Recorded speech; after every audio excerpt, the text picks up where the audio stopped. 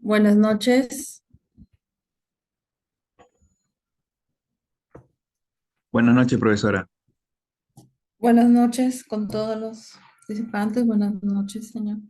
Vamos a iniciar con esta segunda sesión del diplomado asistente en odontología. El día de hoy vamos a ver tres temas. Este es el primer tema, bioseguridad en odontología. Luego vamos a tratar el tema de desinfección y por último vamos a tratar el tema de esterilización. Esto es una parte muy, una parte fundamental en el campo de la odontología. Como bien sabemos, el asistente dental está en constante, un contacto con el paciente, ¿verdad? Tiene que asistir al odontólogo en los procedimientos que éste realiza y por lo tanto es indispensable e importante que conozca cuáles son los principios de bioseguridad para proteger su salud y para proteger la salud de sus seres queridos. Este es el índice que vamos a tratar. Primero vamos a ver qué es la bioseguridad, el concepto de bioseguridad, luego las precauciones universales, las barreras de protección, precauciones estándar, tipos de instrumental, gestión de desechos, salud ocupacional y la bibliografía. ¿Cuál es el objetivo del tema de este primer tema? El participante del curso identifica las normas relacionadas a la bioseguridad. Va a identificar cuáles son las normas que toda persona en el campo de la salud tiene que tener en cuenta y tiene que acatar que están relacionadas a la bioseguridad. Si tienen alguna consulta o alguna pregunta, levanten la mano, si no lo hacen llegar mediante chat. Vamos a ver dos conceptos de la bioseguridad. Según el Manual de Bioseguridad y Esterilización, toma como concepto que la bioseguridad es una doctrina del comportamiento, es decir, es una forma de tratar a los pacientes. Está relacionada con las actitudes que se debe tener con estos y las conductas, de tal manera que disminuyan el riesgo de sufrir diversas infecciones en el medio laboral. En el campo de la ingeniería, por ejemplo, para tomar un ejemplo, en el campo de la ingeniería existen unas normas de seguridad, que son las normas ISO. En el campo de la salud existen estas normas que se le llaman normas de bioseguridad, que están relacionadas al tema de la salud. Esto es importante conocerlo porque el asistente tiene que saber estas normas para poder desempeñar un correcto trabajo, evitar contaminaciones cruzadas, evitar contaminarse él mismo con diferentes residuos orgánicos, desechos orgánicos o residuos tóxicos para proteger su salud. En toda ocupación, en toda profesión, existen riesgos ocupacionales. En cualquier profesión existen riesgos, pero lo importante es saber cuáles son estas normas para poder reducir los riesgos y poder evitarlos, poder prevenirlos.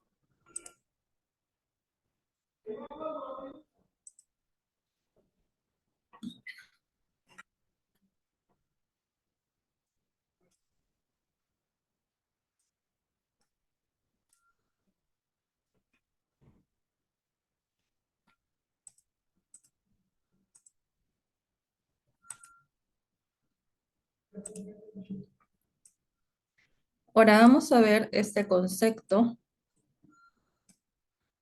que está relacionado también con la bioseguridad. Es un conjunto de medidas preventivas destinadas a mantener el control de los factores de riesgos laborales procedentes de agentes biológicos, ¿no? Como por ejemplo sangre, saliva, en el caso de la salud bucal, físicos o químicos, logrando la prevención de impactos nocivos de tal manera que podamos desempeñar una actividad segura, no atentar nosotros mismos contra nuestra propia salud ni contra la salud de los pacientes en un ambiente laboral seguro.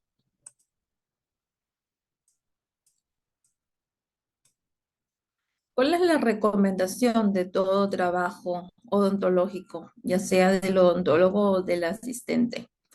Toda persona que trabaja en el campo de la odontología, en general en el campo de la salud, debe seguir unas medidas de precaución estándar con el fin de prevenir la exposición de la piel y de las membranas mucosas en todas las situaciones que pueden dar origen a accidentes de trabajo, ¿verdad? Entonces, en el campo de la salud, en cualquier carrera de salud, va a existir contaminantes, ya llámese sangre, fluidos corporales como la saliva en el campo de la salud bucal y otros riesgos ocupacionales. Entonces, nosotros, como odontólogos y los asistentes que son nuestro apoyo en el trabajo diario, en tratar con los pacientes, debemos tener en cuenta los factores, o mejor dicho, las normas para poder proteger nuestra salud, nuestra salud, para evitar estos riesgos de trabajo.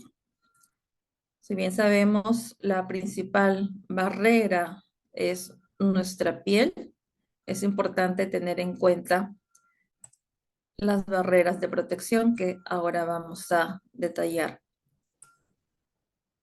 ¿Cuáles son las medidas básicas de la bioseguridad? Estas normas, las normas de bioseguridad, están destinadas a reducir el riesgo de transmisión de enfermedades infectocontagiosas de fuentes que pueden ser reconocidas o no reconocidas. Es decir, pues puedes saber que una persona está contaminada, tiene algún problema de salud, ¿no? Como hepatitis, otro problema de salud. O también pueden ser no reconocidas, puede ser que la persona diga que está completamente sana o que no sepa, no conozca el problema de salud que padezca, y esto se considera como una fuente no reconocida. ¿Cuáles son estas medidas básicas? Las precauciones universales, las precauciones que tiene que seguir toda persona que esté relacionada con el campo de la salud. El uso de barreras para poder impedir contaminarnos, ¿no? Con residuos biológicos o con las propias como sangre, fluidos o contaminantes del paciente. Y saber manejar los residuos orgánicos, los desechos tóxicos. Como principal norma tenemos la norma de la universalidad. Esta norma indica que debemos tratar a todas las personas, a todos los pacientes como potencialmente contaminantes. Debemos seguir todas las normas de seguridad con nuestros familiares, con nuestros amigos cercanos, con cualquier persona, así sea una persona de nuestra entera confianza. Debemos seguir las normas de la seguridad, de la bioseguridad. No porque sea un amigo cercano, una amiga cercana, un familiar cercano, vamos a dejar de lado estas normas que nosotros debemos seguir. O si vemos a un paciente que se puede mostrar completamente sano, es igual de esa forma se tiene que seguir, de igual forma se tiene que seguir las normas de la bioseguridad, es mejor dicho, la universalidad. El uso de barreras comprende el concepto de evitar la exposición directa a la sangre y a los otros fluidos corporales biológicos potencialmente contaminantes mediante la utilización de las barreras de protección, como ve en esta imagen, ¿no? Los gafas de protección, mascarilla, guantes, el mandil. En el tiempo de la pandemia del COVID-19, el mameluco desechable. El manejo de residuos. Es un conjunto de procedimientos a través de los cuales se procesan los materiales utilizados en la atención de los pacientes. En todo ambiente, ya sea clínico o hospitalario, se necesita manejar los residuos de una forma adecuada. No se puede desechar los residuos biológicos o contaminados en un lugar donde se desechan los residuos comunes. Tiene que tener un tratamiento para la eliminación de estos residuos biológicos. Vamos a ver algunas normas generales de la bioseguridad. En odontología, nosotros en el consultorio odontológico debemos de tener un frigobar, ¿no? Y en ese frigobar es para guardar solamente los productos o los materiales que necesitan estar refrigerados. No se debe guardar otro tipo de materiales, otro tipo de sustancias, como por ejemplo bebidas en ese frigobar. Las condiciones de temperatura, iluminación y ventilación en los sitios de trabajo deben ser confortables. Es decir, se debe tener un consultorio confortable para el paciente. Manejar todo paciente como potencialmente riesgoso. Esto está relacionado con la norma de la universalidad. Tratar a todo paciente como potencialmente riesgoso. Lavarse cuidadosamente las manos antes y después de tratar al paciente, antes y después de asistir al odontólogo de cada procedimiento. Utilizar de forma sistemática guantes de látex en procedimientos que lleven la manipulación con elementos biológicos o químicos. Y cuando se maneje el instrumental o equipo contaminado en la atención de pacientes. El asistente en odontología tiene que tener en cuenta que para asistir al odontólogo tiene que colocarse los implementos de barrera, ¿no? Como son el gorro descartable, como es la mascarilla, los guantes, para poder asistir al odontólogo, ¿verdad? Utilizar un par de guantes en cada procedimiento. No manipular con las manos enguantadas diferentes artículos, como por ejemplo, no se puede manipular con las manos con guantes, otros implementos, como por ejemplo, abrir las puertas con los guantes o coger el bolso o la mochila con los guantes. Se tiene que retirar los guantes para poder coger o eh, tener poder tener acceso a otra cosa.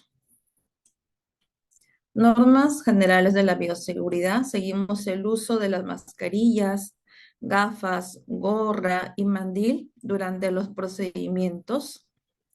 Esto está relacionado con las barreras de protección que debemos tener. Mantener la ropa de trabajo y los implementos de protección personal en óptimas condiciones de aseo en un ambiente de trabajo clínico se debe tener la ropa en correcto aseo, ¿no? Eso también es importante como una norma de bioseguridad, como algo que indica que nosotros estamos trabajando de una forma limpia. Cuando el personal de salud presente, ya sea en su piel o se lastime la piel, tenga laceraciones, quemaduras, dermatitis, se debe proteger esa lesión, ¿no? Con una gasa, con un esparadrapo, para evitar el contacto con cualquier material contaminado directamente a la herida que tuviera esta persona. Lavarse cuidadosamente las manos antes y después de cada procedimiento, mantener actualizado el esquema de vacunación del Ministerio de Salud. Las mujeres embarazadas deberán ser muy estrictas en el cumplimiento de las precauciones universales, sobre todo lo que está relacionado con la toma de radiografías. Los objetos cortopunzantes deben ser manejados con estricta precaución, se les coloca un guardián que se le llama a un contenedor para ya sea para agujas, jeringas, bisturís o todo elemento cortopunzante. Y realizar la desinfección y limpieza a las superficies, equipos de trabajo al final de cada procedimiento. Precauciones estándar. Son las precauciones básicas para controlar una infección que pudieran adquirir a través de las diferentes vías de entrada durante la ejecución de actividades y procedimientos cotidianos.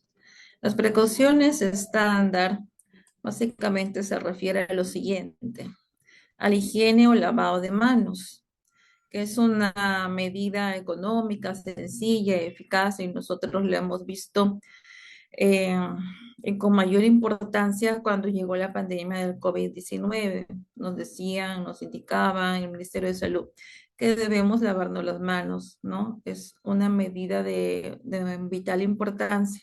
Según la OMS, esta práctica debe ser tenida en cuenta por todo profesional o dispensador de un servicio sanitario, una atención sanitaria en salud.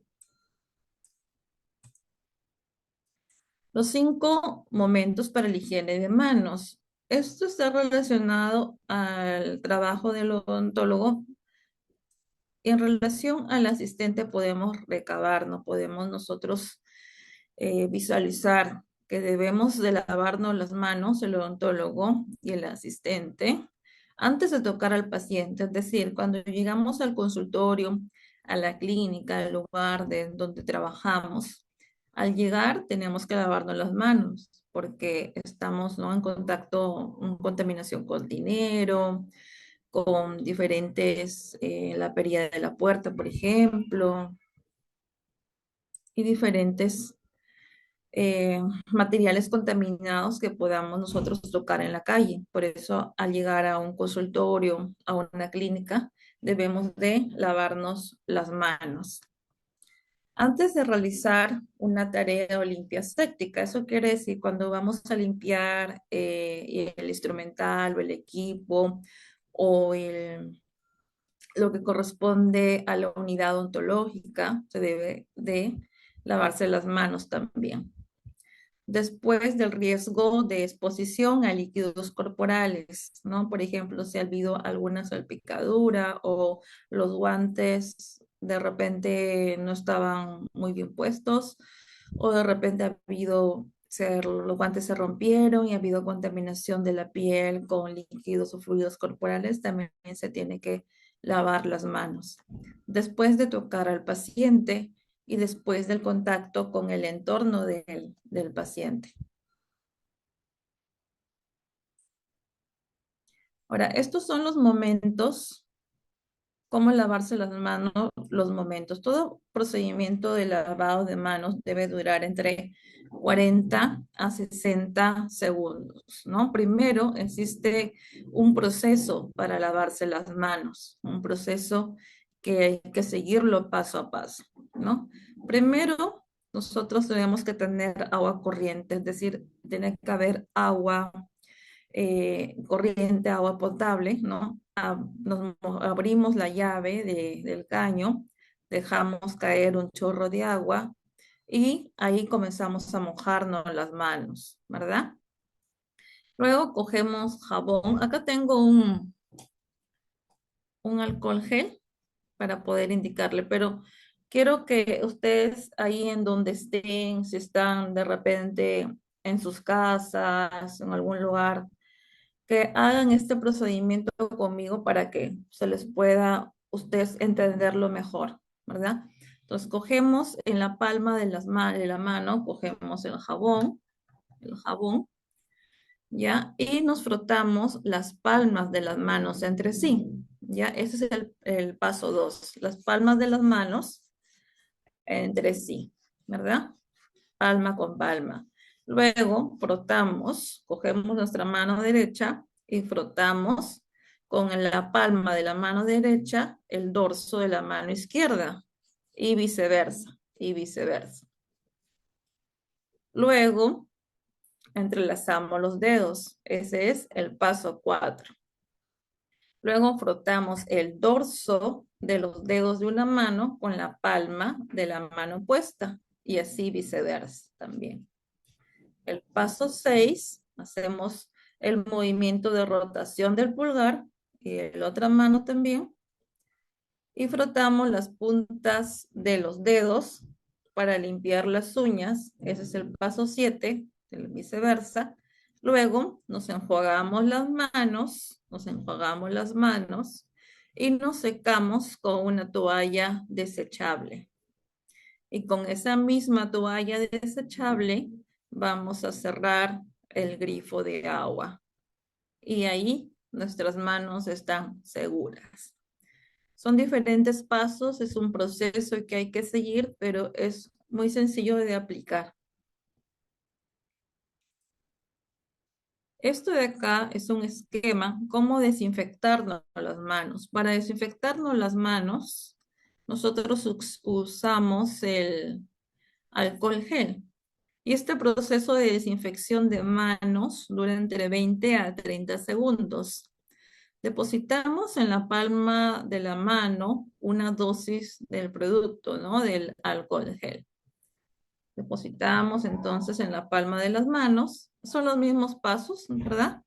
Frotamos las palmas de las manos, los dedos entrelazados. Frotamos las palmas de las manos, luego el dorso de la mano derecha, la palma de la mano derecha contra el dorso de la mano izquierda y viceversa. Frotamos los dedos entrelazados, luego el dorso de los dedos de una mano con la palma de la mano opuesta y viceversa, y de ahí rotación de los pulgares y luego hacemos movimientos circulares para limpiar las uñas. Y de esa forma nuestras manos están seguras.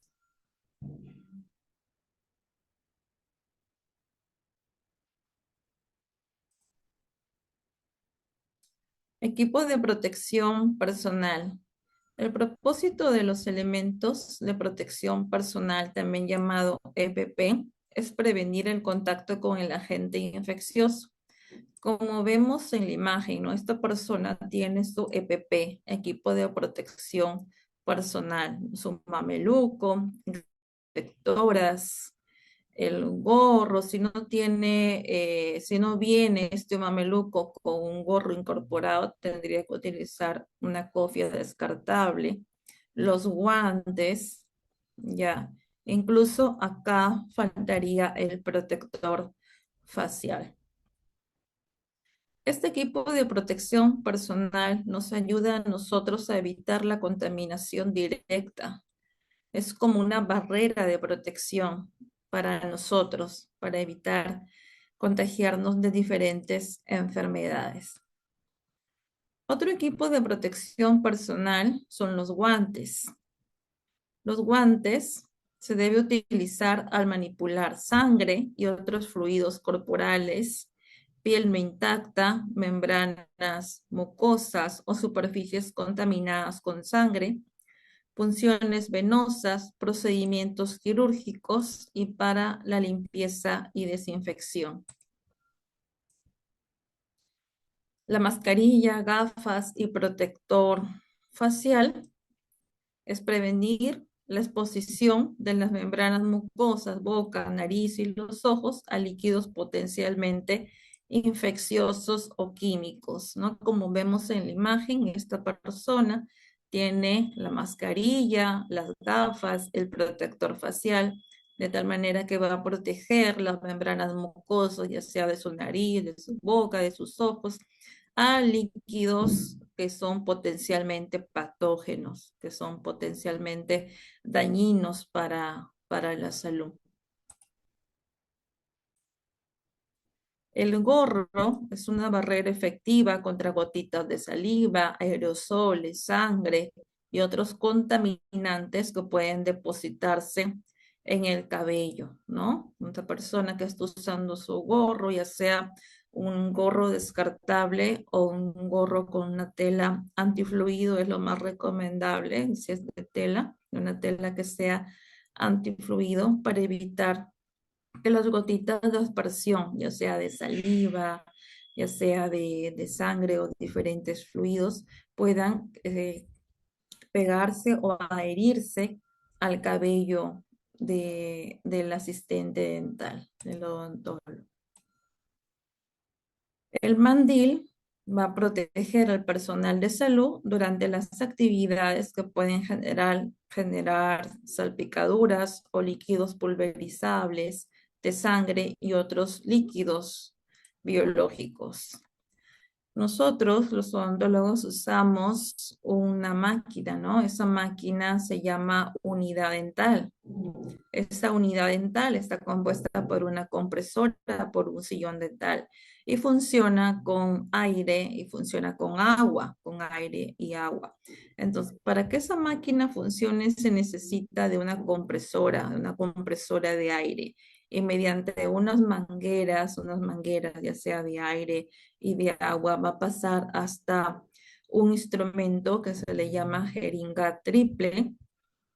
También tenemos el micromotor, la pieza de mano. Entonces, al ser estos instrumentos activados con aire, con agua, va a hacer que estos fluidos que están en la cavidad bucal, como saliva, como sangre, se dispersen en todo el consultorio. Y es por eso que debemos protegernos, ¿no? Ya he mencionado uso de guantes, mascarilla, gorro, protector facial y el mandil. El mandil puede ser un mandil descartable, desechable, de un solo uso, o también puede ser un mandil de tela antifluido que se tiene que esterilizar si se va a hacer algún procedimiento quirúrgico y se tiene que tener un tratamiento especial, ¿no? Un lavado especial aparte, ¿no? Con la ropa que nosotros utilizamos diariamente, sino un lavado aparte. Es importante tener en cuenta porque a veces no lo mencionan y ocurre problemas. La bata quirúrgica, como ustedes ven en la imagen, esta bata es utilizada para procedimientos quirúrgicos. Es una bata que ya viene esterilizada, antiséptica, y lo usan en el campo quirúrgico. En odontología, cuando se va a hacer alguna cirugía de mayor importancia, como una extracción de un quiste, una extracción de una tercera molar impactada, por ejemplo.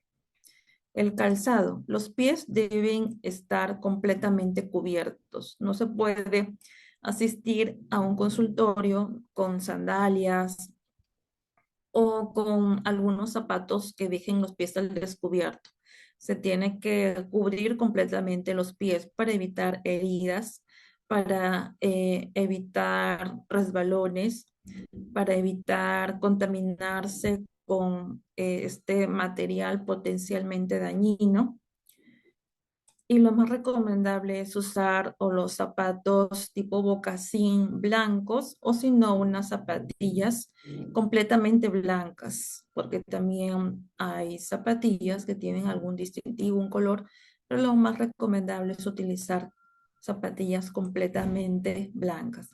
El uniforme también debe ser de tela liviana, de un material antifluido que le dé confort al asistente para que pueda realizar sus trabajos, que sirva como barrera de protección, ¿no? Como ven en la imagen, se ve, esta es una tela antifluido, tiene que ser un uniforme de una tela liviana, que no sea una tela pesada, sino una tela que le dé comodidad a la persona que lo esté usando.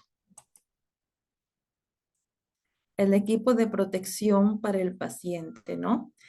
El odontólogo se tiene que proteger, como ya lo he mencionado, y al paciente también se le debe proteger. Debe usar sus gafas de protección al paciente, debe usar su babero, como ven en la imagen, para evitar contaminaciones con aerosoles en su ropa del paciente. Incluso debe usar una cofia descartable para aquellas personas que tienen el cabello largo. Ahora vamos a tratar los tipos de instrumental. En odontología existen tres tipos de instrumental. Tenemos a los elementos críticos, a los elementos no críticos y a los semicríticos. ¿Cuáles son estos elementos críticos? Son instrumentos que son utilizados para penetrar en el tejido blando o hueso. Siempre deben ser esterilizados mediante calor, como por ejemplo instrumentos quirúrgicos, instrumentos que están en contacto con sangre, instrumentos, por ejemplo, las puntas de ultrasonido, las limas de endodoncia. Todos estos instrumentos siempre deben ser esterilizados mediante calor. ¿Cuáles son los elementos semicríticos? Aquellos que entran en contacto con la mucosa, membranas o piel no intacta. También deben ser esterilizados mediante calor, como por ejemplo los espejos bucales que están en contacto con la mucosa del paciente. Cubetas de impresión también deben ser esterilizadas. Estos elementos semicríticos están en contacto con la saliva y los elementos críticos están en contacto con sangre como los elementos quirúrgicos o instrumentos quirúrgicos. Ahora, ¿cuáles son los tipos de instrumental no críticos? Son aquellos que solo contactan con la piel intacta. Se debe realizar una desinfección con un desinfectante adecuado. La protección de estas superficies con barreras desechables podría ser una alternativa. En esta imagen, ¿cuáles son los elementos no críticos? Como por ejemplo el sillón donde está el paciente, ¿verdad? Donde se recuesta el paciente.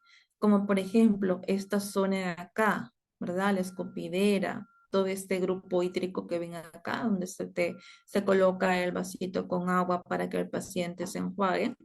Esto viene a ser elementos no críticos que deben ser desinfectados con un desinfectante apropiado. Gestión de desechos. Los desechos comunes son aquellos que no son un riesgo para la salud.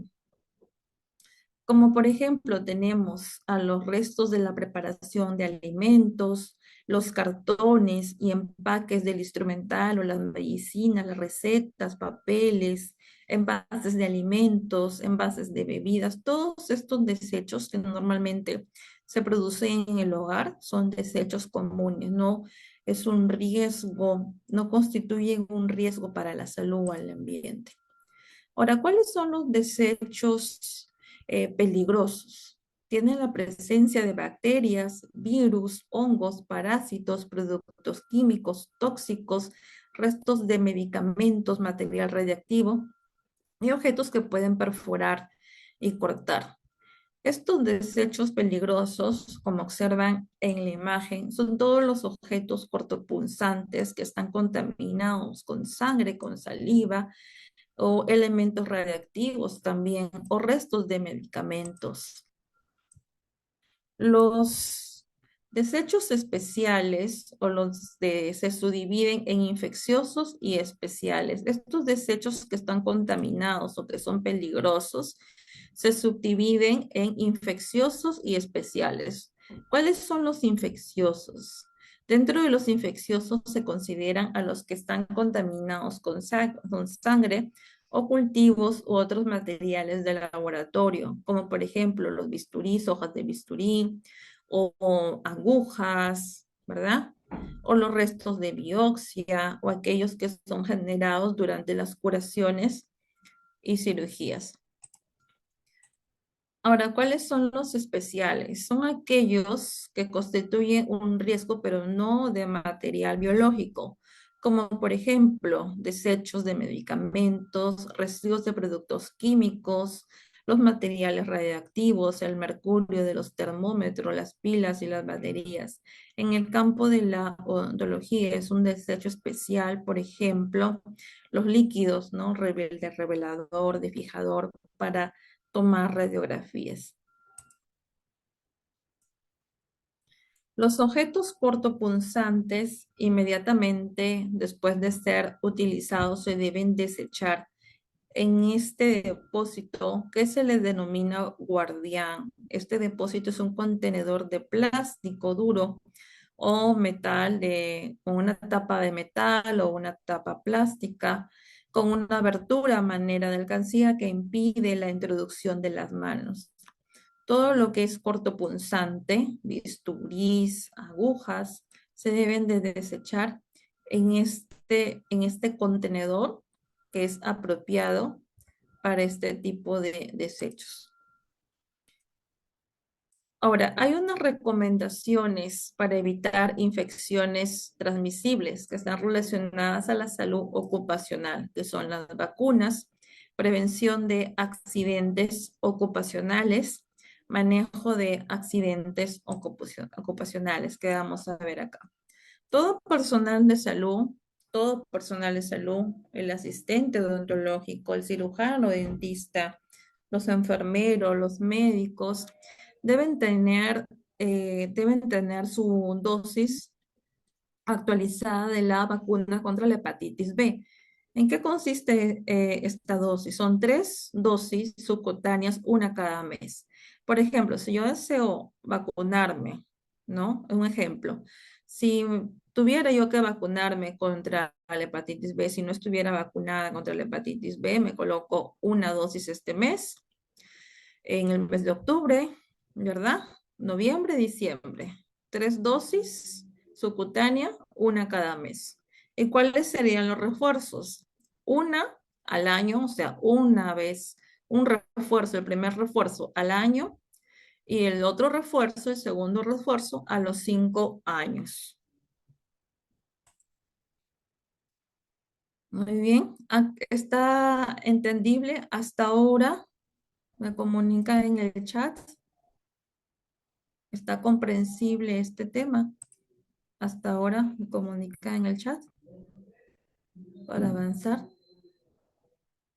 ¿Tienen alguna pregunta hasta allí?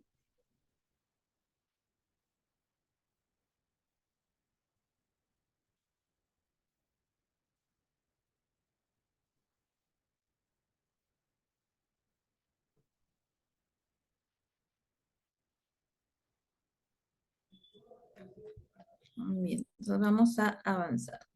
La prevención de accidentes ocupacionales. Esto ocurre sobre todo cuando el operador, el asistente se distrae, ¿no? Cuando se trabaja a veces con rapidez, sin la debida precaución que se debe tener al tratar al paciente. Como por ejemplo, cuando vamos a sacar la aguja de la jeringa cárpule, a veces no se tiene el suficiente cuidado y nos podemos hincar con esa aguja. Pero sobre todo ocurre cuando hay una distracción, ¿no? Cuando no se utiliza una buena técnica para este procedimiento, como por ejemplo cuando al utilizar los guardianes no se desecha debidamente o correctamente la aguja y no se puede hincar con esas agujas que ya están contaminadas dentro de los guardianes. Por activar el material rotatorio, también podemos o lesionar al paciente o lesionarnos a nosotros mismos. Por lo tanto, es importante que en el campo de la odontología se tenga un cuidado especial para tratar al paciente. Pero estos riesgos ocupacionales, como en cualquier trabajo, en cualquier profesión, existen, ¿verdad? Ya sea un ingeniero, ya sea un profesor, ya sea en cualquier ocupación, en cualquier profesión, siempre van a existir riesgos, pero lo importante es saber controlar y prevenir estos riesgos que pudieran ocurrir en el lugar de trabajo, ¿verdad? Entonces, cuando ocurre una exposición de la piel y de las mucosas, se debe lavar con abundante agua esa zona. Si, por ejemplo, una persona que está ayudando al odontólogo al retirar la aguja de la jeringa cárpule se ha lesionado o se ha hincado con esta aguja, se debe lavar esta zona de la mano con agua y jabón, no frotar con esponja para evitar laceraciones. Si hay una exposición en la boca, enjuagar con la boca y enjuagarse la boca y escupir.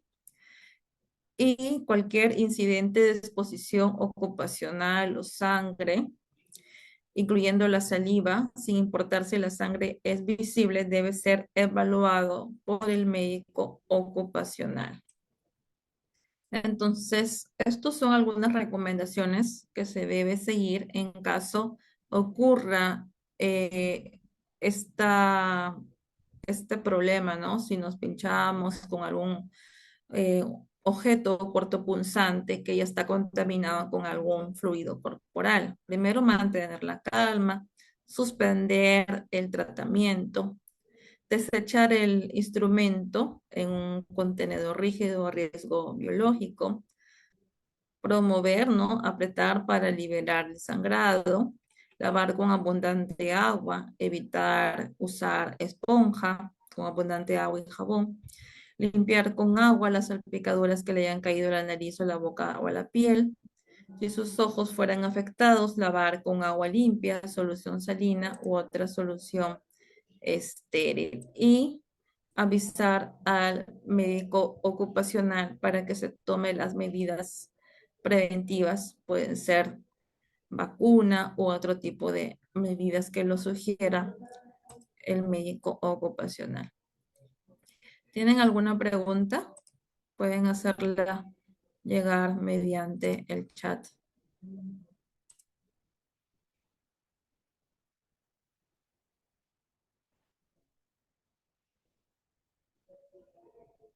¿Tienen alguna pregunta sobre este tema?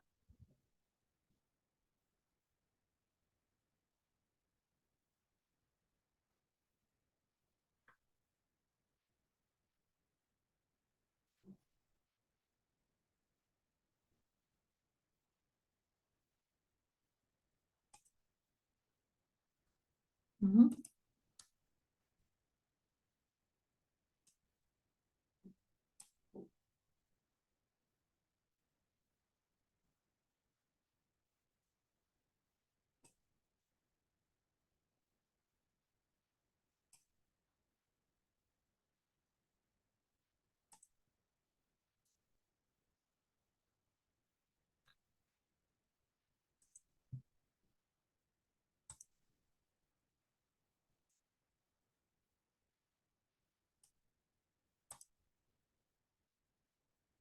Ya, muy bien.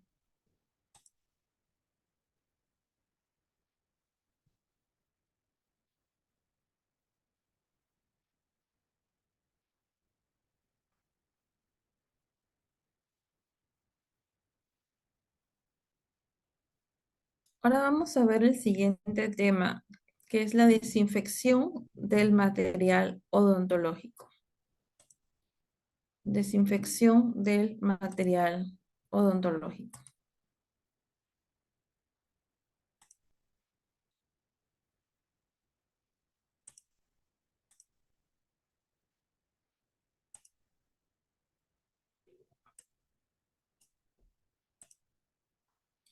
Vamos a ver qué es la limpieza, qué es la desinfección, los niveles de desinfección, los agentes desinfectantes, empaquetado de instrumental y bibliografía. ¿Cuál es el objetivo? El participante del diplomado comprende las diferencias de limpieza y desinfección. Asimismo, los agentes desinfectantes más comunes.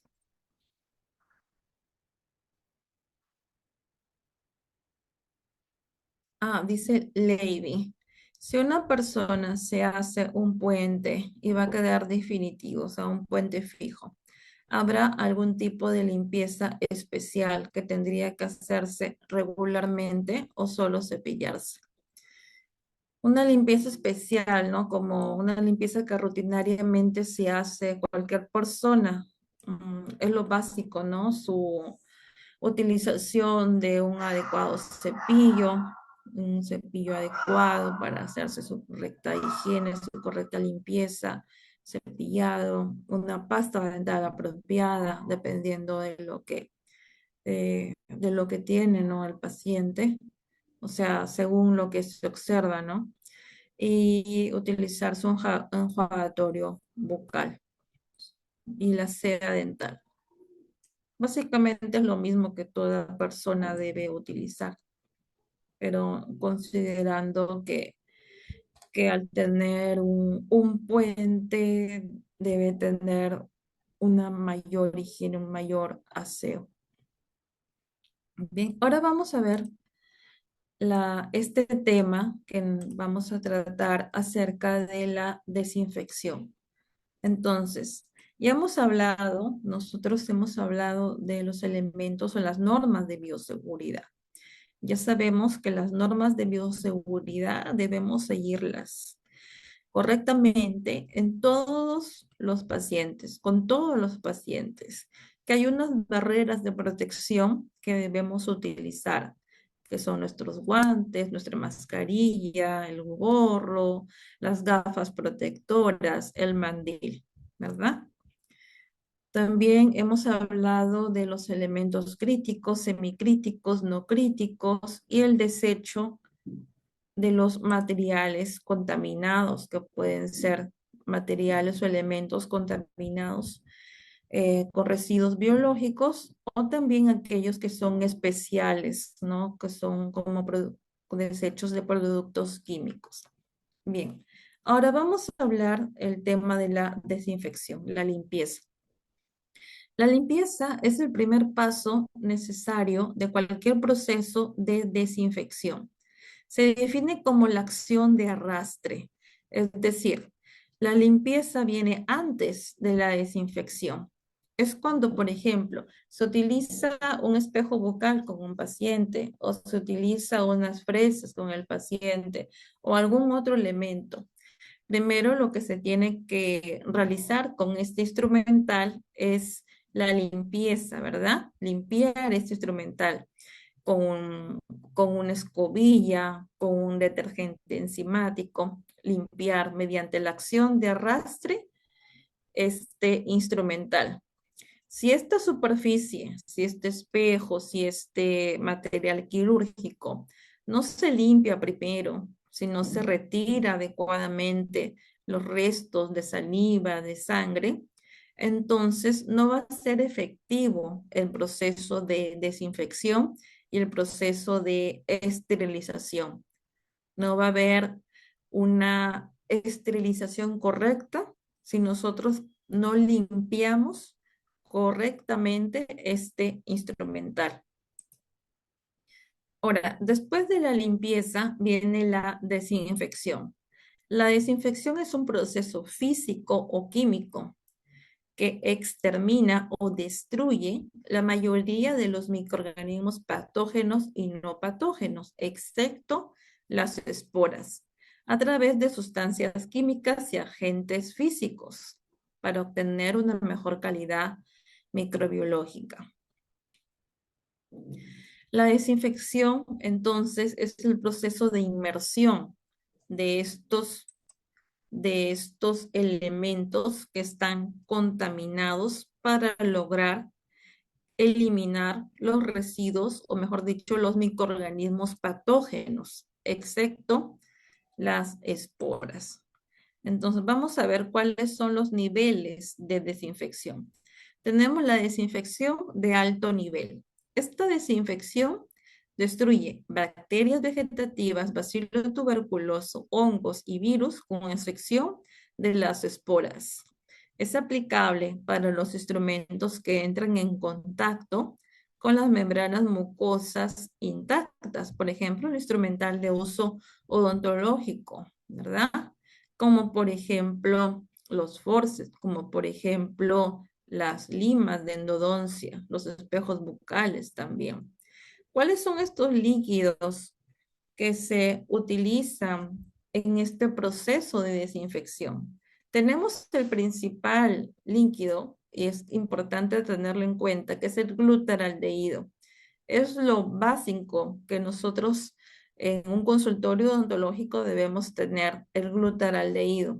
Es un elemento que está comprobado que produce una adecuada desinfección. Como ya habíamos dicho, la desinfección es el proceso de inmersión, el proceso de remojo de este instrumental en este líquido. También hay otros, pero son menos utilizados, como el peróxido de hidrógeno, el peróxido de hidrógeno con ácido paracético, el ortofaldehído. ¿Para cuál es la desinfección de nivel intermedio? Esta inactiva Mycobacterium tuberculosis o tuberculosos, que es significativamente más resistente a los germicidas acuosos que las demás bacterias vegetativas, la mayoría de los virus y la mayoría de los hongos, pero acá tampoco destruye las esporas. ¿Cuáles son estos? Los compuestos colorados, ¿no? Productos de amonio cuaternario, compuestos con alcohol, compuestos fenólicos, bromuros, iodóforos. La desinfección de bajo nivel es aquella que no destruye las esporas, bacilos tuberculosos ni virus. ¿Verdad? Se utiliza para, por ejemplo, desinfectar el sillón dental o los elementos para poder manipularlo, ¿no? Como la mesa de control, por ejemplo. Estos son los compuestos de amonio cuaternario, algunos compuestos fenólicos y algunos iodóforos. Ahora, los agentes desinfectantes, como ya habíamos dicho, el detergente enzimático para realizar la limpieza, el alcohol, hipoclorito de sodio, glutaraldehído, formaldehído, fenólicos, amonio cuaternario. El detergente enzimático, este es un buen detergente enzimático que se llama, su nombre comercial es Bonsime. Es un detergente multienzimático y polienzimático, compatible para la limpieza de toda clase de material plástico, todo material que se utilice en odontología, porque utilizamos material de plástico, de caucho, de acero, vidrios, metales.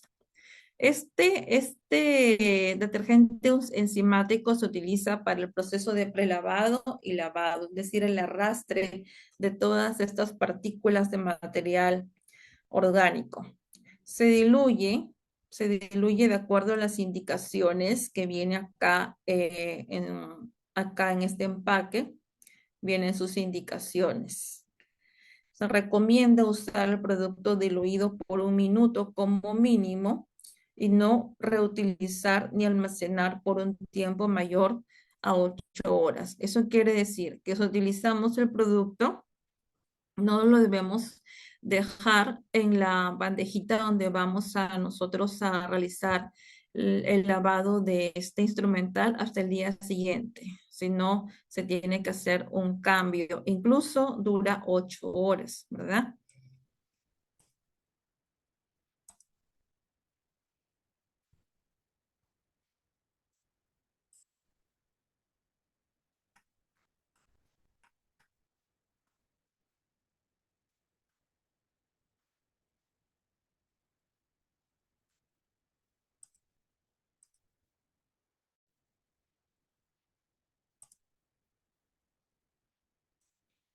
Y luego vamos a ver el glutaraldehído.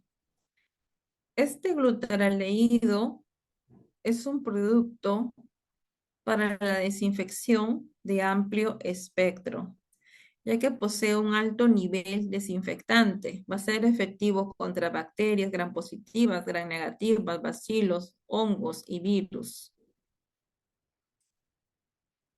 La gran desventaja de este producto es su nivel de toxicidad. Puede ser irritante para las mucosas, sistema respiratorio y la piel. ¿Cuáles son las precauciones de usar este producto, el glutaraldehído? Se tiene que trabajar en un ambiente ventilado, utilizando todos los implementos de bioseguridad, lentes protectores, guantes, delantal, mascarilla.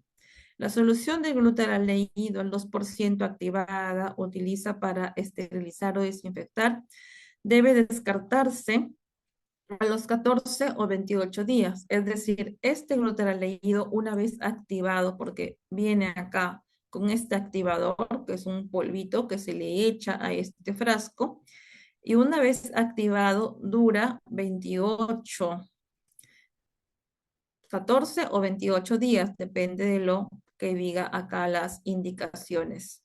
Nunca debe superar ese tiempo establecido. Y este envase se debe de guardar completamente tapado. Ahora vamos a ver este video que está relacionado al glutaraldehído.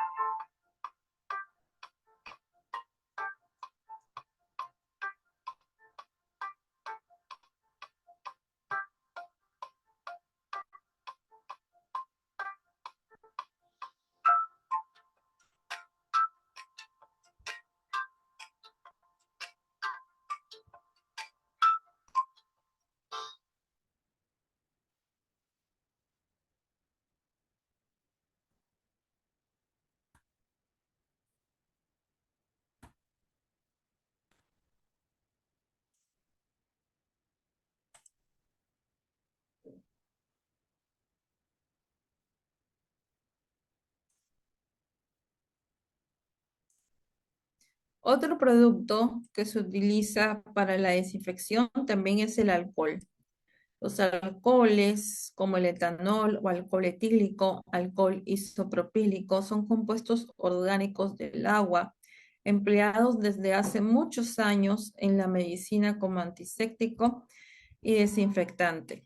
El alcohol posee la capacidad de destruir la cápside que rodea algunos virus. Entre ellos se encuentra el coronavirus, ¿no? En el tiempo de la pandemia, nosotros utilizamos el alcohol o el alcohol gel para poder desinfectarnos las manos. Pero el alcohol no se utiliza como desinfectante de los elementos o instrumentos que están contaminados con material biológico. Hipoclorito de sodio, bien conocido como la lejía, es una sal formada por la unión de ácido hipocloroso y el hidróxido de sodio. Posee un amplio efecto contra bacterias, esporas, hongos y virus, incluyendo los coronavirus. Su mecanismo de acción se basa en su capacidad de oxidar e hidrolizar las proteínas celulares. El hipoclorito de sodio se utiliza sobre todo para la desinfección de la escupidera, para la desinfección de los instrumentos o de la bandeja de control, pero teniendo un especial cuidado para hacer su reconstitución. Para obtener 1 litro a una concentración del 1%, existen dos formas. Primero se tiene que medir una parte de lejía doméstica y agregar 4 partes de agua destilada.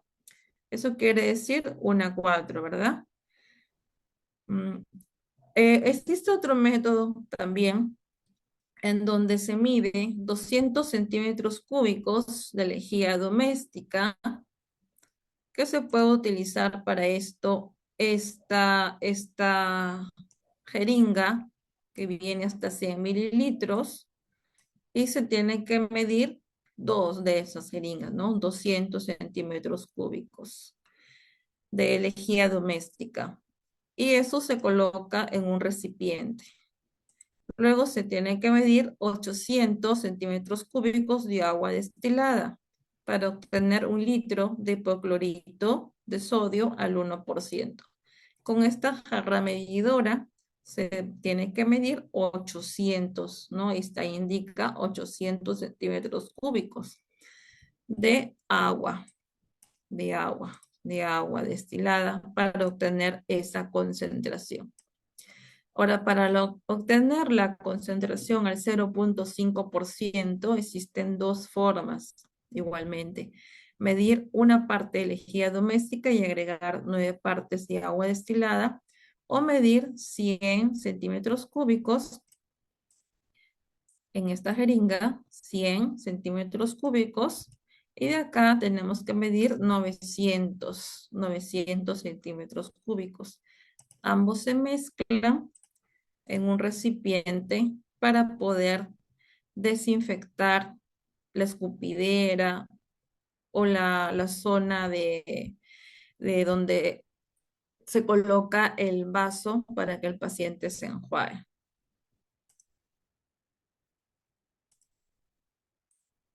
Ahora, el formaldehído es un desinfectante de alto nivel, pero que actualmente está desaconsejado su uso debido a su alta toxicidad. Y los fenólicos se activan ante la presencia de materias orgánicas. Tiene un espectro bactericida, fungicida y virucida. Pueden ser absorbidos por los materiales porosos, tales como el plástico, dejando residuos que producen irritación en las mucosas. Los fenólicos actualmente no se usan mucho, y si se usan, se utilizan en hospitales. El otro es el amonio cuaternario, que viene, por ejemplo, esta es una presentación del amonio cuaternario y se utiliza para la limpieza en los elementos no críticos, ¿verdad? Como el sillón dental, como las diferentes zonas donde está en contacto con el paciente o mobiliario. Ahora vamos a ver el empaquetado del instrumental. ¿Cómo empaquetar el instrumental? Entonces, se tiene que, en primer lugar, tratar al instrumental de una forma apropiada. Primeramente, realizar la limpieza de este instrumental que está contaminado mediante, como ya habíamos mencionado, el detergente enzimático, para poder eliminar correctamente todos los productos biológicos que están adheridos a este instrumental. Luego viene el proceso de desinfección, que está dado o se utiliza el glutaraldehído para poder realizar la desinfección de este instrumental. Luego viene el proceso de enjuague y luego secar el instrumental para luego poder colocarlo correctamente o empaquetarlo correctamente para esterilizarlo. Este proceso de empaquetado nos facilita el transporte, nos asegura que su esterilización quede por una semana como mínimo si está empaquetado correctamente. Asegura la esterilización de este instrumental. No se tiene que esterilizar un instrumental y dejarlo así, no, sin empaquetar. Se tiene que empaquetar. Si es que no se va a usar el mismo día, se va a usar al día siguiente o a los 2 días, ¿no? Se tiene que empaquetar para asegurar que este material está estéril. Vamos a ver este video del proceso de empaque del instrumental.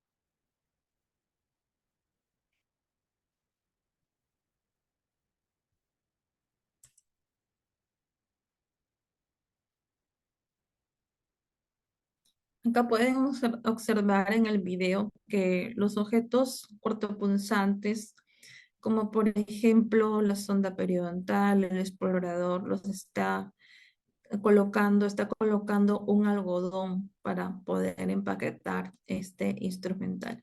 Ahí lo va a empaquetar solamente con el papel craft, no va a utilizar una caja metálica en este caso. Ahora coloca de esa forma eh, el papel craft de tal manera que se forme como un sobre, igual a las puntas de un extremo, del otro extremo, y comienza a envolver el instrumental. Se puede colocar algodón, se puede colocar gasa en las puntas del explorador, la sonda, del equipo básico de examen, que viene a ser el espejo bucal, el explorador, la sonda periodontal, la pinza de algodón.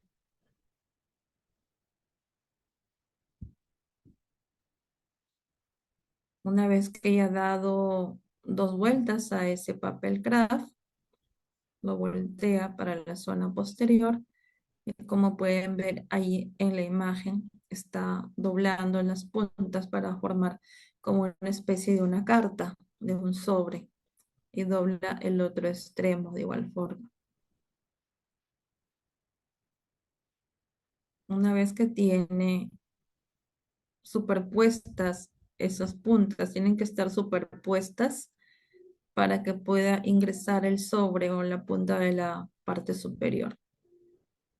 Y de ahí voltea el papel craft y de ahí lo introduce en el sobre.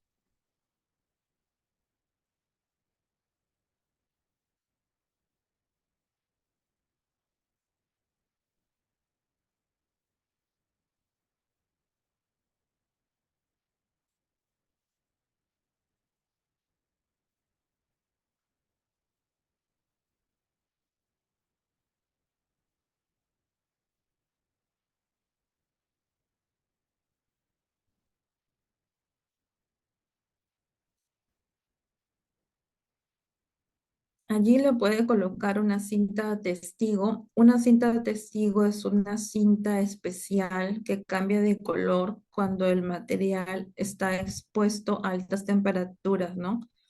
Ahí solamente le está colocando una cinta más que esté, pero si se tuviera a la mano una cinta testigo se puede colocar. Se coloca el tipo de material que es, no los materiales que van, si es equipo básico de examen, equipo de cirugía, equipo de periodoncia, y se coloca la fecha en la que se esterilizó. Si se tiene un material empaquetado, se tiene que esterilizar el mismo día.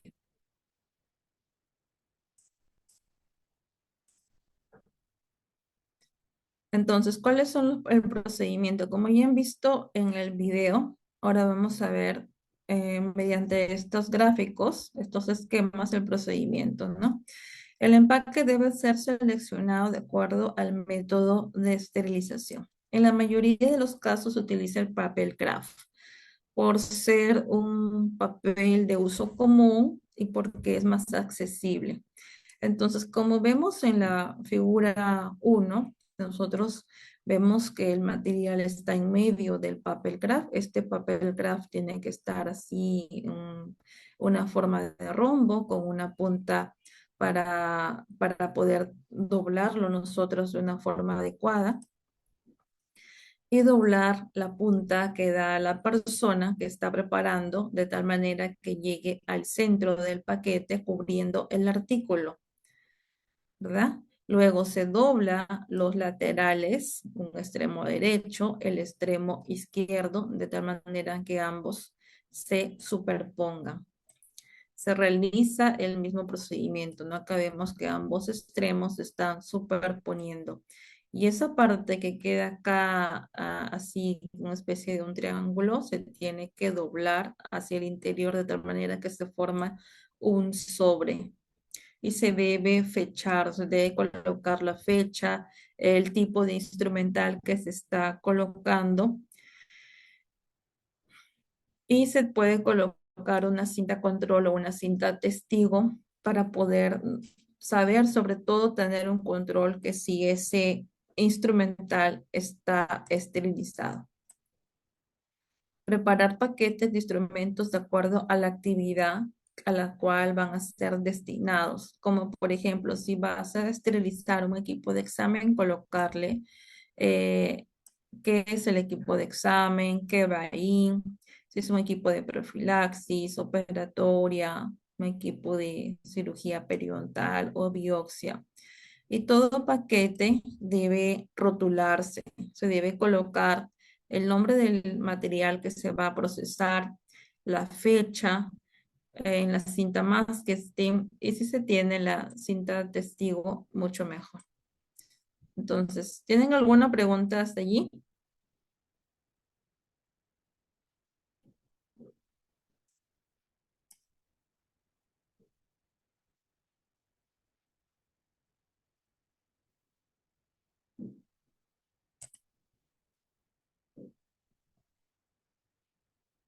¿Tienen alguna pregunta? A ver, mediante el chat voy a hacer yo una pregunta. La primera pregunta es,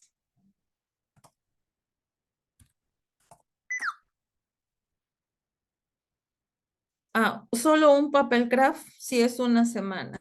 Si ya se extiende a lo máximo 2 semanas, es doble papel craft.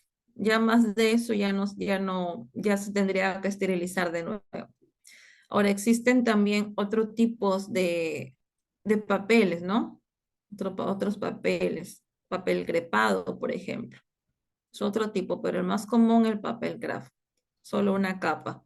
Si se tiene que guardar, ¿no? 2 semanas a lo máximo sería doble papel.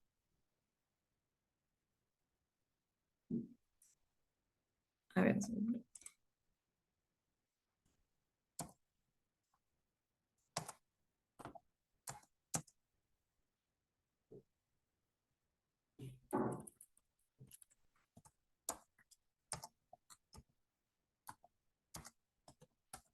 ¿tienen alguna otra pregunta? Claro, la manga es otro tipo también. La manga como, sí, la manga se puede reusar, no, la manga no se puede reusar. Hay una especie de bolsita, ¿no? Mejor dicho, para los que no conocen lo que es una manga, una especie de bolsita que viene con un autoadhesivo y otras que se utilizan una máquina para poder sellarla. Esa no se puede reusar, esa es de un solo uso. Por eso vienen como una especie de rollo para poder de ahí sacarlo. El Mis, papel craft tampoco se reutiliza, por si acaso, se desecha el papel craft, no se reutiliza. Ezequiel, adelante. muy buena ponencia, gracias por su compartir sus conocimientos. Mi pregunta era la siguiente. A ver, yo he ido una vez así a una odontóloga y una dentista, lo decimos acá en provincia, y me preguntó si no tengo hepatitis B, algo de hepatitis cuando yo abrí la boca. ¿Y a qué se debe eso en cuanto a lo que es, y creo que lo hizo por algo de salud para ella o lo hace por prevenirme a mí? ¿Cómo es en eso? ¿O es recíproco? Quisiera saber eso es lo que me pregunto. Gracias. Sí, sí, eso sí es una pregunta básica que se tiene que hacer. Eso también vamos a tratarlo cuando veamos el tema de la historia clínica. En la historia clínica, toda persona que se va a atender a una clínica, ya sea particular, ya sea a un centro de salud o un hospital, se le tiene que hacer una historia clínica y en esa historia clínica va a ir detallado todas las enfermedades que tiene el paciente, no solamente preguntarle si tiene hepatitis B, hepatitis C, sino también si tiene otro tipo de patologías, tuberculosis, asma, lupus, otro tipo de patologías, de tal manera que se tenga un cuidado especial con esa persona. Ezequiel, sí. Sí, muchas gracias. Y esa inquietud también que tengo es, a veces me echaron un líquido y yo lo absorbí. ¿Ese líquido es dañino para uno mismo? ¿O ¿Un líquido para en el vaso con agua? No, como un chisguete para poder limpiar las caries y De un poco, repente es un poco mejor. un anestésico tópico. Si Algo viene así, con algo un así. chilguete, es un anestésico tópico. Lo utilizan para no causarle mayor sensibilidad al paciente. Es como una anestesia, ¿no? Para poder realizar una limpieza del diente, una restauración, una curación. Aunque pero no hay problema si lo paso, porque yo me lo No, pasé y yo. no, no, el anestésico tópico no hay problema, ¿no? Si es una pequeña parte, ¿no? Pero si ya es bastante, sí se tendría que realizar algún lavado, pero si es pequeño, no hay ningún problema. Muchas gracias. Ya, gracias. Bertali Sánchez pregunta, ¿la pieza de mano también se esteriliza? Claro, la pieza de mano también se tiene que esterilizar, se tiene que esterilizar, porque a veces la pieza de mano, mm, hay una controversia, ¿verdad? Porque nosotros nuestra pieza de mano, cuando terminamos nosotros de realizar nuestro trabajo, nuestra jornada, ya sea de la mañana, ya sea de la tarde, se tiene que esterilizar esa pieza de mano, ¿verdad? O sea, empiezas tu jornada en la mañana, tu pieza de mano ya está esterilizada. Terminas tu jornada de la mañana y se tiene que esterilizar esa pieza de mano. Las piezas de mano son costosas, de tal manera que no se puede hacer, no cambiar cada vez que se utilice con el paciente, porque es una herramienta indispensable para poder tratar todo tipo ya sea de endodoncias para poder eliminar la caries, ya sea de restauraciones. Aunque sí se tendría que esterilizar en cada paciente que se utiliza porque está en contaminación con sangre, con la saliva. Entonces, pero muchas veces no se hace, solamente se desinfecta.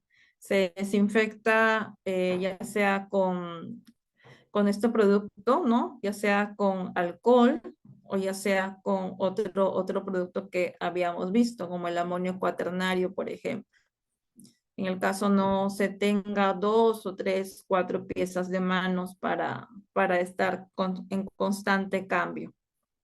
Entonces, ya, sí, la temperatura ahorita vamos a ver, Bertali. Básicamente hay diferentes tipos de temperatura dependiendo del tiempo, dependiendo del tiempo. Si es en media hora son 180 grados centígrados, pero ahorita vamos a ver la esterilización.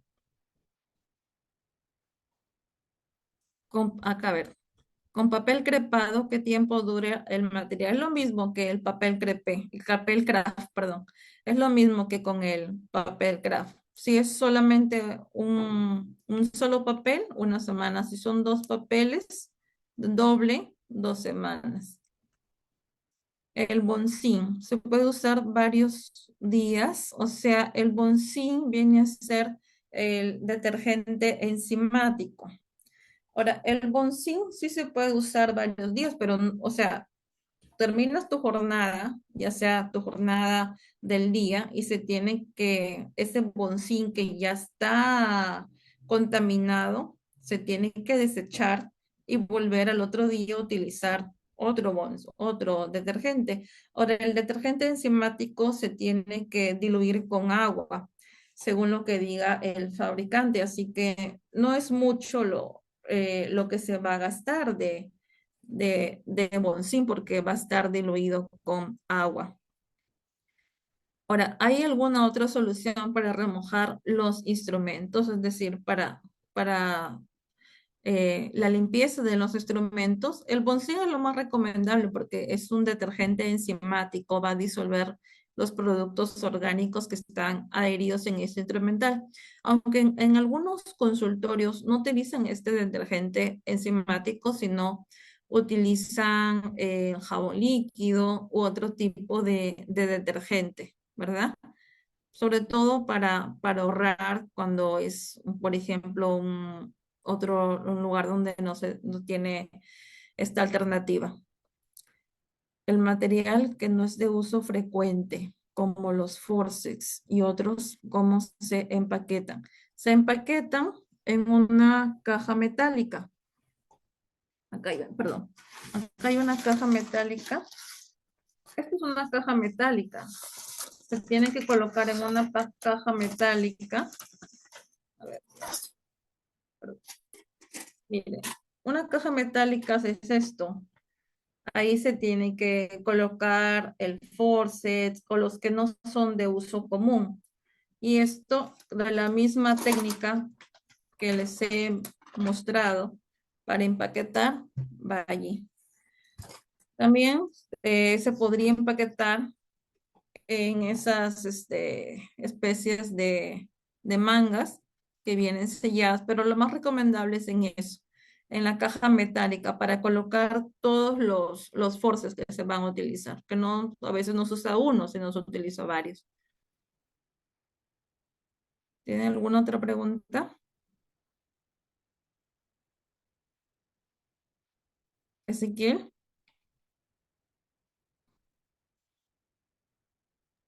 Sí, Ezequiel. mis. Sí, sí, mis. Disculpe la pregunta, disculpe que sea tan preguntón, pero este de salud es muy interesante. Eh, Miss, usted mencionó entre el alcohol y otro líquido más para poder limpiar los instrumentos.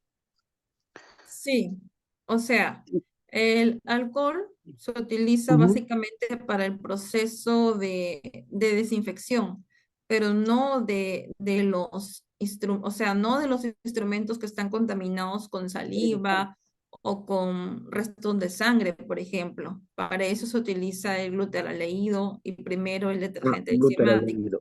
Sí, mi Ajá. pregunta es la siguiente.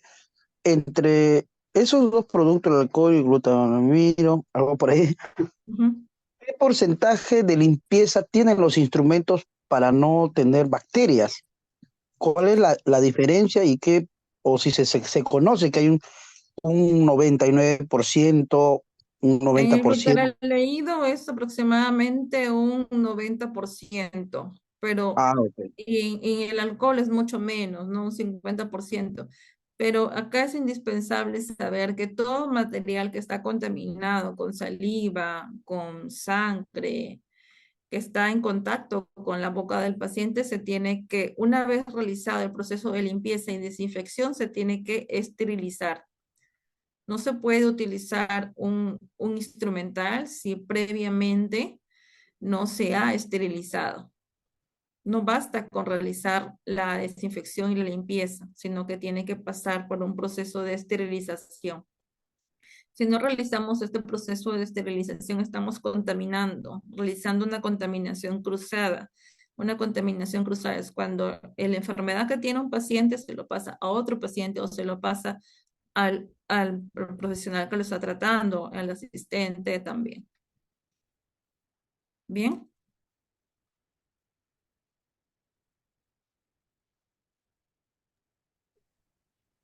Gracias, gracias, interesante. ya. Acá dice Giovanna, ¿de qué manera empaqueto para que me dure un mes el material? El material, una vez empaquetado y esterilizado a lo máximo, se tiene que durar 2 semanas a lo máximo. Si ya pasa ese tiempo, se tiene que volver a esterilizar. No sé, a ciencia cierta, no hay una esterilización que dure un mes. Se pierde la esterilización. Se tiene que volver a esterilizar. Incluso ya dejando una semana, se tiene que ser muy cuidadoso, ¿verdad? Y volverlo a esterilizar para no confiarse. Muy bien, Giovanna. Entonces, vamos a ver la esterilización. Sí, con doble papel, 2 semanas a lo máximo. Y si es con un solo papel, una semana. Si se va a usar en el mismo día, puede ser solamente colocarlo ahí en la bandeja de cuando se va a esterilizar, pero si ya se va a usar al día siguiente, se va con papel. ¿Ya?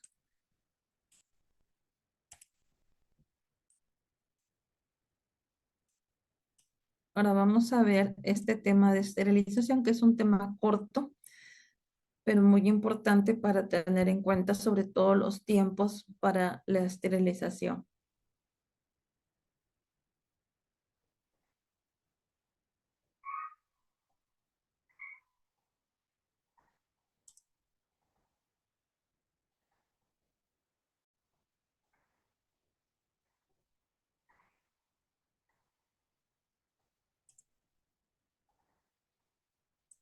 Ya, vamos a ver el tema de la esterilización en la odontología.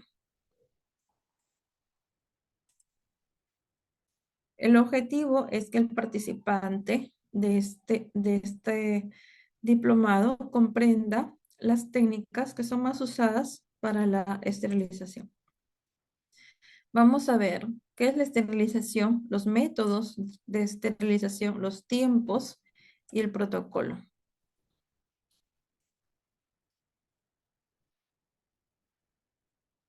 Sí, es el mismo que vamos a ver ahorita, María. Introducción a la esterilización. La odontología moderna se ha visto transformada por la implementación de la esterilización. Hace algunos siglos no se utilizaba la esterilización, no se conocía esta técnica. Ahora, con la evolución de la tecnología en los últimos años se puede asegurar una mejor calidad de vida y salud para los pacientes, de tal manera que un paciente se sienta seguro de ser tratado en un consultorio, en una clínica. El concepto es el proceso mediante el cual se eliminan los objetos inanimados, todas las formas vivientes, y con ellas se logra destruir las formas vegetativas y esporas de los microorganismos. Cuando habíamos hablado de desinfección, habíamos dicho que se destruyen micobacterias tuberculosos, se destruyen hongos, virus, pero no las esporas. Acá en la esterilización ya se destruyen estos microorganismos que se llaman esporas, obteniéndose como consecuencia la protección antibacteriana de los instrumentos y materiales. Ahora, ¿cuáles son los métodos de esterilización? Hay dos tipos de métodos, primero físicos y químicos. En los métodos físicos tenemos el calor húmedo, el calor seco y el líquido. En los métodos químicos tenemos al gas y al plasma. En el calor húmedo tenemos las opciones, ¿verdad? Como el autoclave, a vapor saturado, en el calor seco el horno, el líquido, inmersión en glutaraldehído del 2%, inmersión en ácido paracético. Y dentro de los químicos tenemos el gas de óxido de etileno, gas de formaldehído, vapor de peróxido de hidrógeno, y el plasma de peróxido de hidrógeno, plasma de ácido paracético. Entonces, vamos a hablar del primer método, que es el autoclave, que es utilizado en odontología. Hay dos métodos utilizados en odontología, mejor dicho, dos técnicas. Uno es utilizado con el autoclave, con el calor húmedo, que consiste en vapor saturado bajo presión a altas temperaturas. Y la norma universal nos dice que debe usarse 121 grados centígrados a una atmósfera por 20 minutos. Esto es muy poco utilizado en el campo de la odontología. El más utilizado es el horno esterilizador, también llamado como calor seco. Es el más usado por la mayoría de los odontólogos. Y los tiempos que se utilizan son 30 minutos a 180 grados centígrados o 160 grados centígrados por una hora. Ahora, se tiene que tener un tiempo de calentamiento de este horno. Se tiene que tener un cuidado especial, tener a este horno calentando durante media hora de tal manera que alcance esas temperaturas para luego colocar el instrumental. Ahora, a gas, ampollas de óxido de etileno vienen utilizándose desde 1949. Está en unas cámaras especiales de succión de gas para evitar la aspiración por el personal auxiliar ya que tiene efectos tóxicos. Este gas de óxido de etileno es muy poco utilizado, mayormente incluso en los hospitales utilizan el calor seco, ¿no? ¿Cuáles son los tiempos de esterilización? Ya hemos dicho que los instrumentos críticos y los semicríticos, los críticos los que están en contacto con sangre y los semicríticos los que están en contacto con la mucosa del paciente. Estos ambos elementos se esterilizan en pupinil en calor seco, según estos tiempos que están señalados acá. 180 grados centígrados a 30 minutos, 170 grados centígrados 60 minutos, 160 grados centígrados a 120 minutos, 150 grados centígrados a 150 minutos, 140 grados centígrados a 180 minutos y 121 grados centígrados en 360 minutos. Ahora, para esterilizar las gasas o algodones es un tiempo reducido. Primero se esteriliza este material y después vienen a esterilizarse los instrumentos. Se tienen que calentar el horno solamente por 5 minutos a 130 grados centígrados y de allí se coloca los tambores o las gasas dobladas, los rollos de algodón que se van a utilizar para los procedimientos, solamente 5 minutos a 8 minutos máximo en 130 a 130 grados centígrados. Si se coloca más de ese tiempo, este material se quema. Por lo tanto, es solamente ese tiempo, 5 minutos como mínimo. ¿Cuál es el protocolo para esterilizar? Primero el prelavado del instrumental, ¿no? El prelavado es el remojo del instrumental en un detergente enzimático mediante una escobilla. Luego se retira los restos de cualquier partícula contaminante que haya quedado en este instrumental. Luego viene el proceso de inmersión en glutaraldehído. Se enjuaga y se seca. Luego se conecta la estufa vacía, se calienta así. Primero se calienta este pupinelo, este horno de calor seco, se tiene que precalentar, ¿no? A 180 grados centígrados por 30 minutos. Una vez que ya está caliente, se colocan los instrumentos que están empaquetados otra vez a 180 grados centígrados por 30 minutos. Y transcurrido ese tiempo se desenchufa, se desconecta la estufa para permitir que este instrumental se enfríe.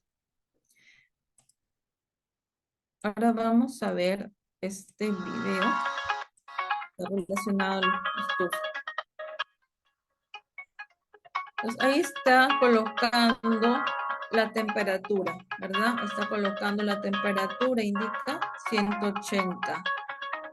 Luego, este es un tipo de pupinel, luego hay otro, ¿verdad? Y ese es el tiempo.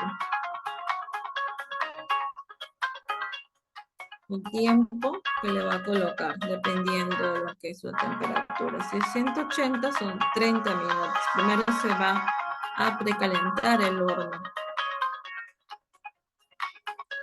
Este proceso de calentamiento del horno se puede realizar mientras nosotros estamos lavando el instrumental, mientras estamos desinfectándolo con el glutaraldehído.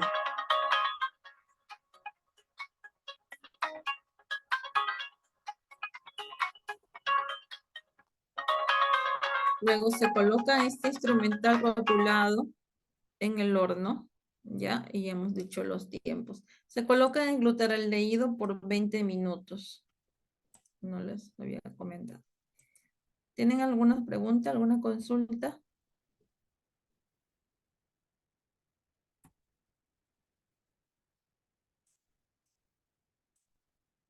Pueden hacer sus preguntas.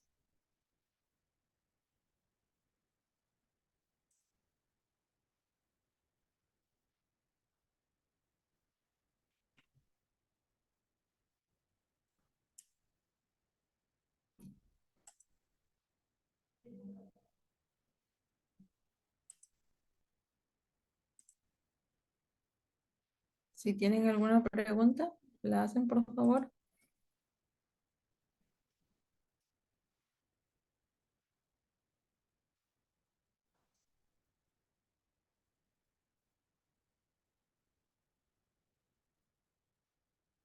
Giovanna Torres nos dice, ¿es necesario eglutar al leído?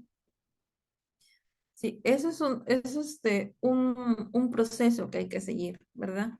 Primero la limpieza del instrumental contaminado, ¿no? El remojo primero de este instrumental, la limpieza y luego la desinfección con el glutaraaldehído para poder eliminar cualquier partícula microscópica que haya quedado adherida a este instrumental. Y de ahí ya viene el proceso de desinfección, perdón, de esterilización. Mientras que el horno se está calentando, podemos realizar este proceso.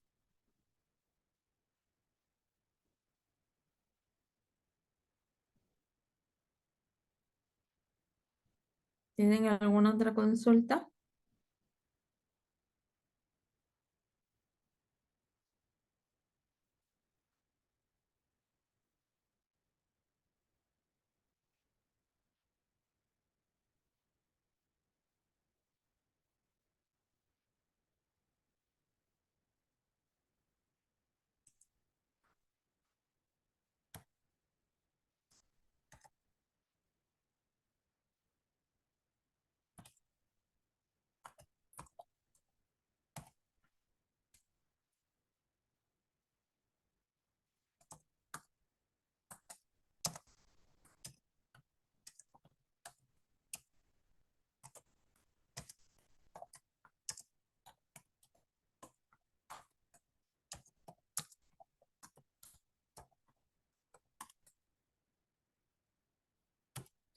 ¿Cuánto tiempo cuánto tiempo se tiene que esperar mientras el instrumental está en la bandeja con el glutarol leído, ¿no? Unos 20 minutos.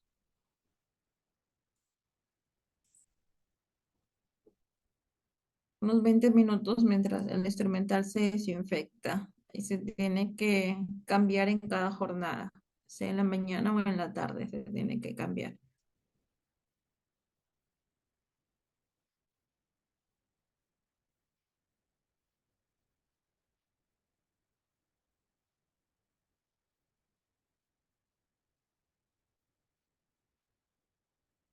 Dice Fernando, doctor, buenas noches. En algunos centros o clínicas usan tres tachos distintos con bolsas de color rojo, rojo para los elementos, desechos contaminantes, amarillo para cualquier desecho, no papeles, boletas, recetas que están mal logradas. Ya, amarillo para desechos semicontaminantes, negro. Si nosotros para asistir usamos mandilón, gorro y los guantes, ¿en qué color? Los guantes en tacho de color rojo. Todo lo que es contaminado en el tacho de color rojo.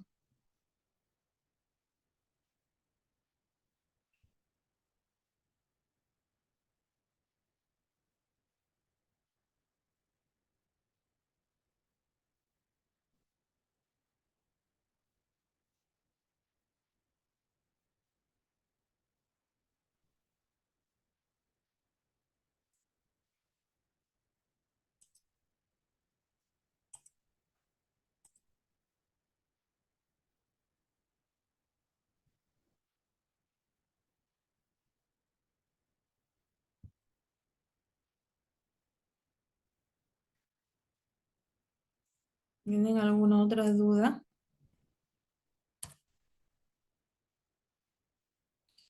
Entonces, hemos visto tres temas que espero que les haya quedado claro, que es importante saber, tener un conocimiento amplio de estos temas.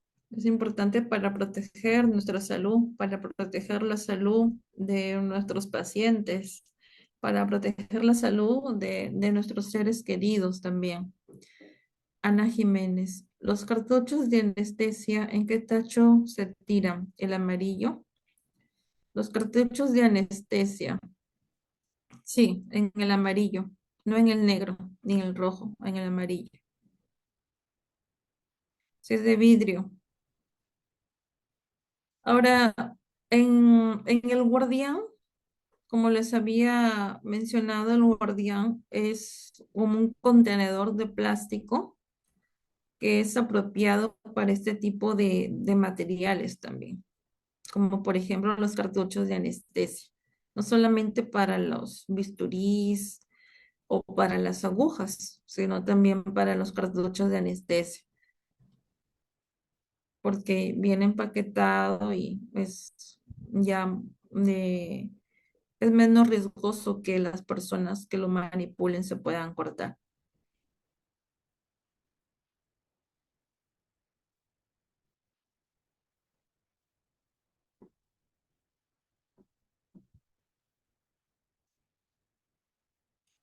El babero del paciente, ¿a qué tacho se deposita? Si está contaminado con sangre, al tacho rojo.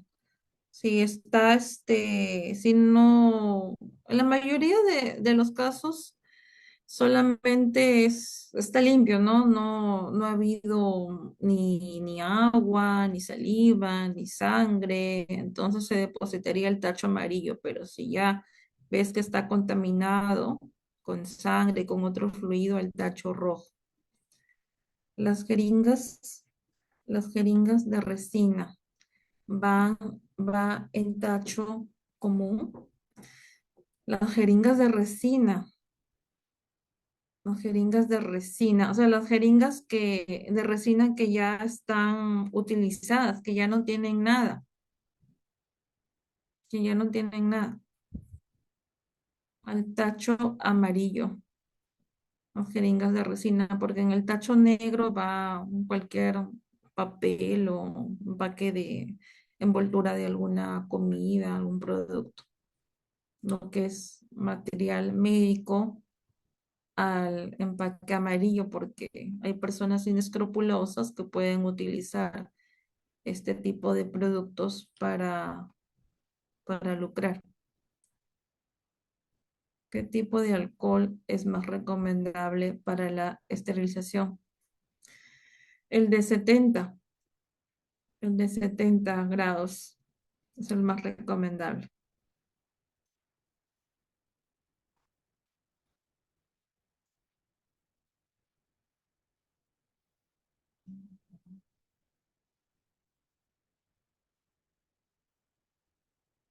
El agente que se recomienda para el sillón y para la zona donde no hay una contaminación, el amonio cuaternario, que viene en ¿no? un frasco tienes que utilizar igual todo proceso de desinfección se tiene que utilizar los guantes, guantes de hule para poder mm, tener un buen manejo. Y se utiliza el amonio cuaternario, pero ya para la escupidera, para toda esta zona que está contaminada, se utiliza el cloro diluido, como les había mencionado. Los restos de las placas radiográficas, eso va en el tacho amarillo, porque no se puede tirar como residuo común ni como residuo contaminado, o sea, residuo biológicamente contaminado.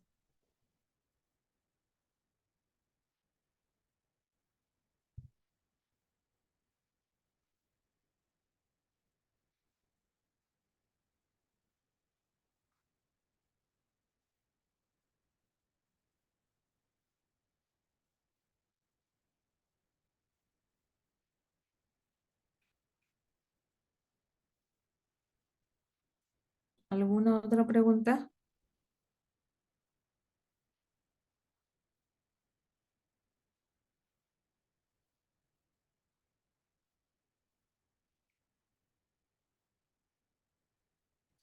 Para lavar el instrumental, para lavar este tipo de instrumentales se tiene que utilizar guantes de hule, esos guantes gruesos de color amarillo o de otro color.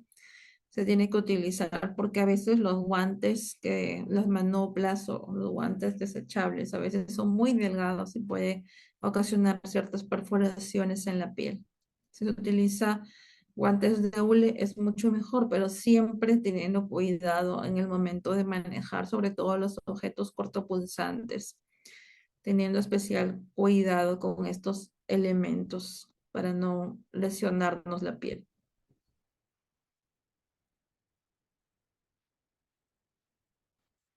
Incluso se tiene que utilizar en el momento de la desinfección todo el equipo de protección, mascarilla, lentes, bata descartable para evitar cualquier contaminación.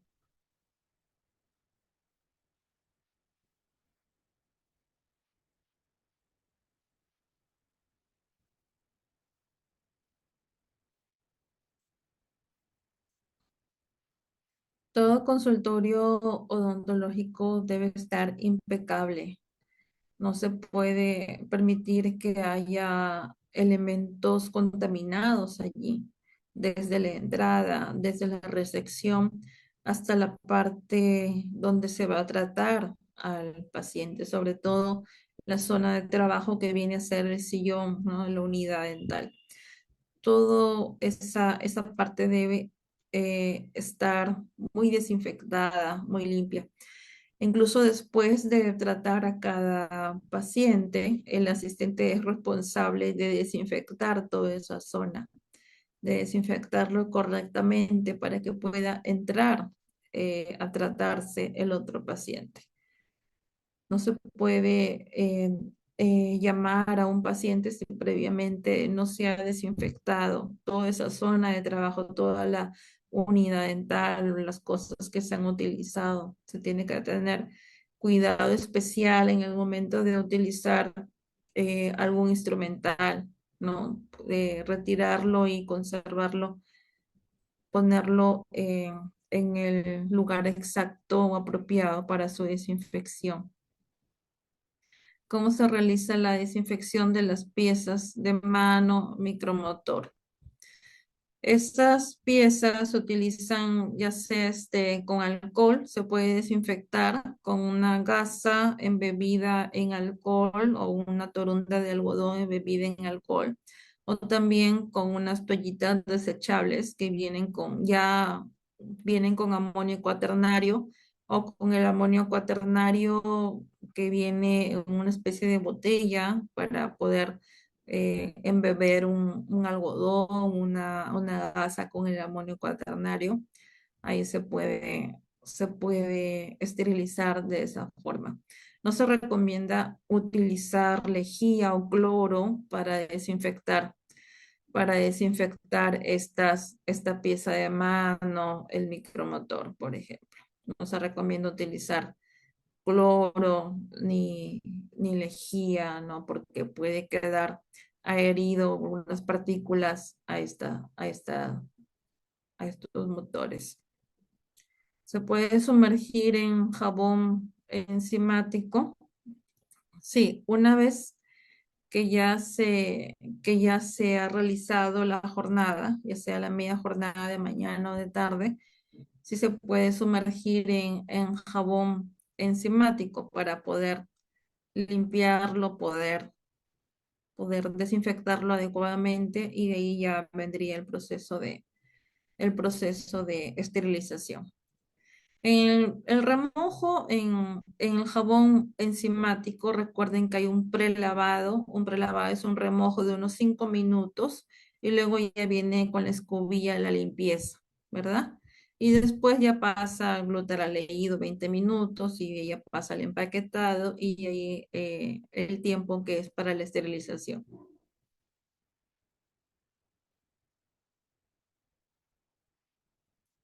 Las piezas de mano sí se deben esterilizar, ya sea en esa manga que viene con el autoadhesivo o si no ponerle en papel craft, pero después de la jornada, es decir, después del trabajo de la mañana, del trabajo de la tarde.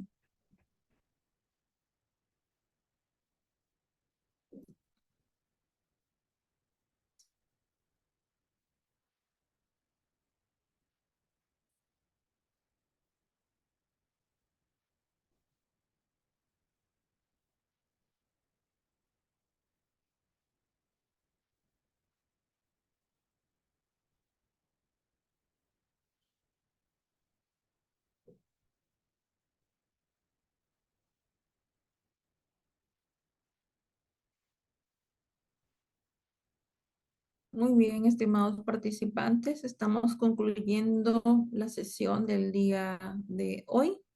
Los espero el próximo lunes para tratar el siguiente tema. Muchas gracias a todos.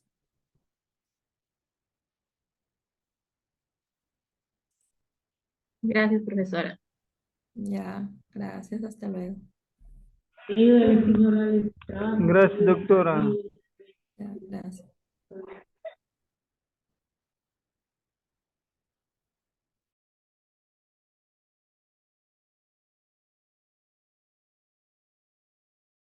Gracias, doctora. Muchísimas gracias.